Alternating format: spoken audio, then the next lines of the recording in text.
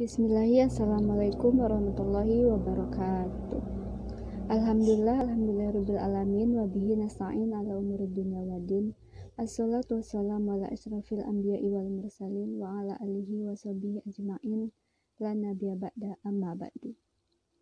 Pertama-tama marilah kita panjatkan puja dan puji syukur atas kehadiran Allah Subhanahu wa taala sehingga kita bisa melakukan presentasi pada hari ini. Baiklah, langsung saja. Perkenalkan, nama saya Dania Elva. Di sini saya sebagai moderator sekaligus pemateri yang pertama. Dan ada dua kawan saya yang bernama Jentika dan Rosa Aulia Fajrian. Baiklah, kami di sini dari kelompok 7 ingin mempresentasikan dengan judul Pembelajaran Geometri Bangun Ruang dengan Penemuan Terbimbing. Baiklah, langsung saja. Materi yang pertama akan saya sampaikan sendiri, yaitu tentang A.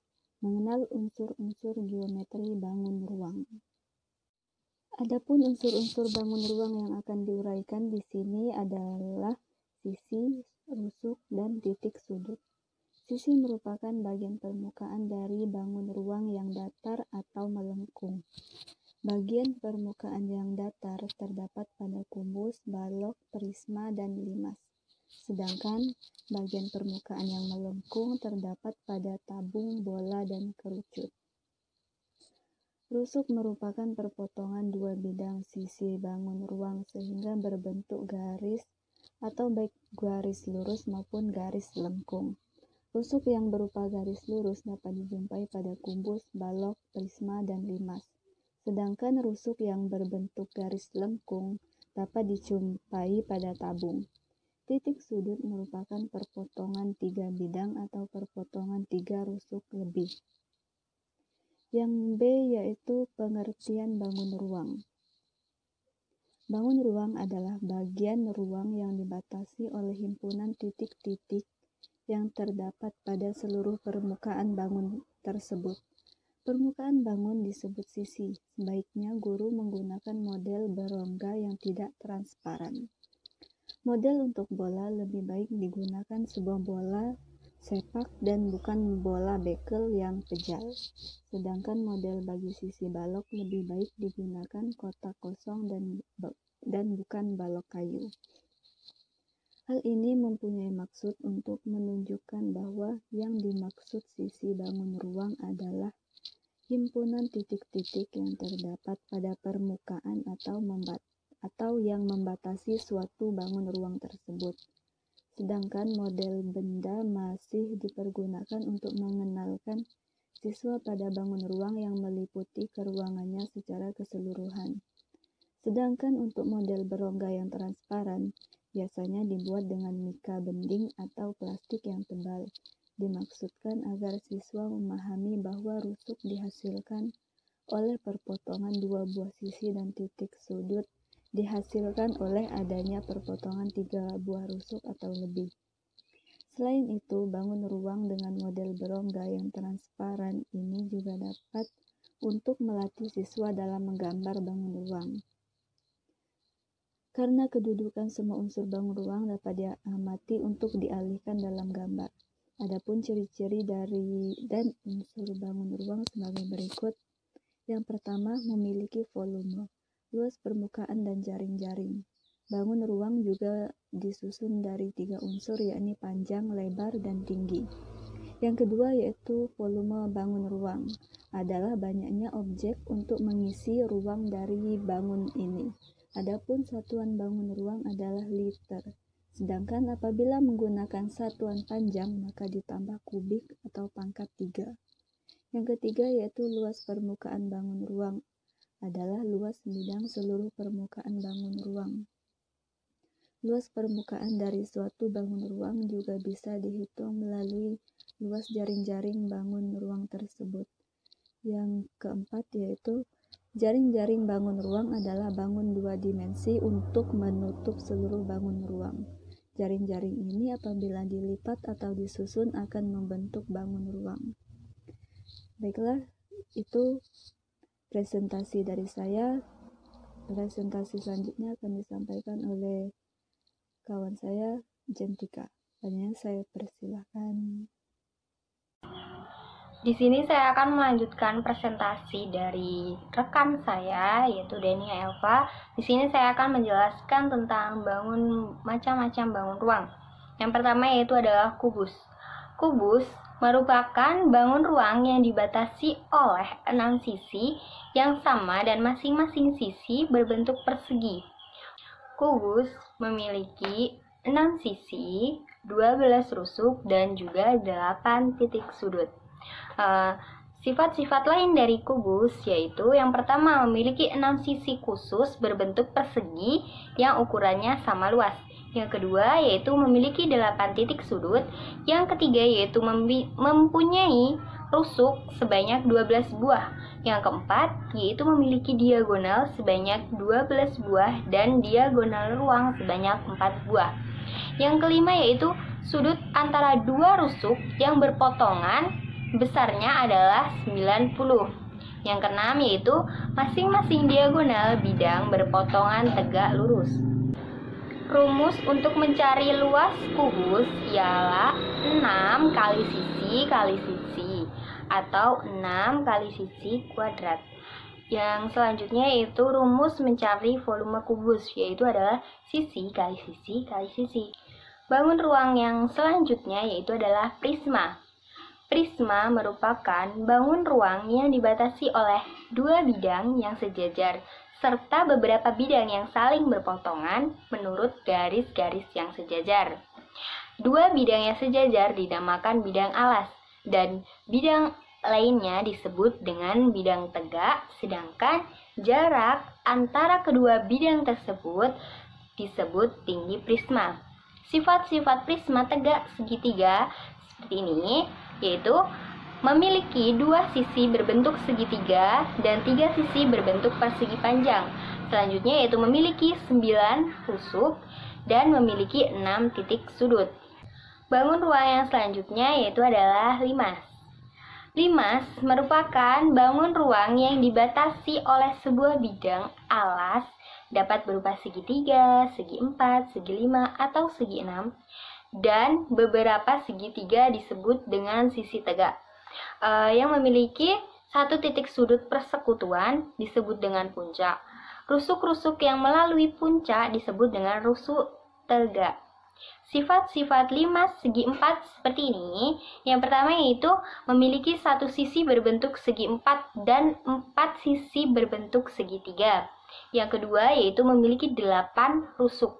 Yang ketiga yaitu memiliki 5 titik sudut dan salah satu titik sudutnya disebut pula titik puncak. Yang keempat yaitu sisi alasnya berbentuk segi 4 dan sisi lainnya berbentuk segitiga. Bangun ruang yang selanjutnya yaitu adalah tabung.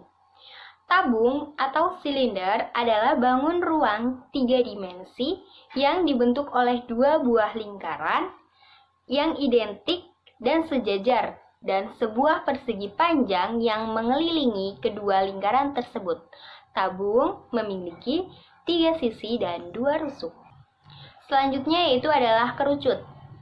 Kerucut adalah sebuah limas istimewa yang beralas lingkaran. Kerucut memiliki 2 sisi dan 1 rusuk. Sisi tegak kerucut tidak berupa segitiga, tetapi berupa bidang miring yang disebut selimut kerucut. Selanjutnya yaitu adalah bola. Bola adalah bangun ruang 3 dimensi yang dibentuk oleh tak hingga lingkaran berjari-jari sama panjang dan berpusat pada satu titik yang sama. Bola hanya memiliki satu sisi. Sekian presentasi yang dapat saya sampaikan. Materi selanjutnya akan disampaikan oleh rekan saya di video selanjutnya. Materi selanjutnya yaitu yang D, pembelajaran penemuan terbimbing. Jadi model pembelajaran penemuan terbimbing ini dirancang dengan pertimbangan bahwa pada umumnya murid ini belum memiliki kompetensi untuk menemukan suatu konsep secara mandiri. Jadi sebagai suatu model pembelajaran penemuan terbimbing ini menempatkan guru sebagai fasilitator yang membantu dan memfasilitasi murid selama pembelajaran berlangsung. Dalam pembelajaran ini juga peserta didik ini didorong untuk berpikir sendiri, menganalisis sendiri, sehingga mereka dapat menemukan prinsip-prinsip umum berdasarkan bahan-bahan atau data yang telah disediakan oleh guru. Seberapa jauh bantuan guru diperlukan, ini tergantung kemampuan rata-rata peserta didik dan karakteristik materi yang sedang dipelajari.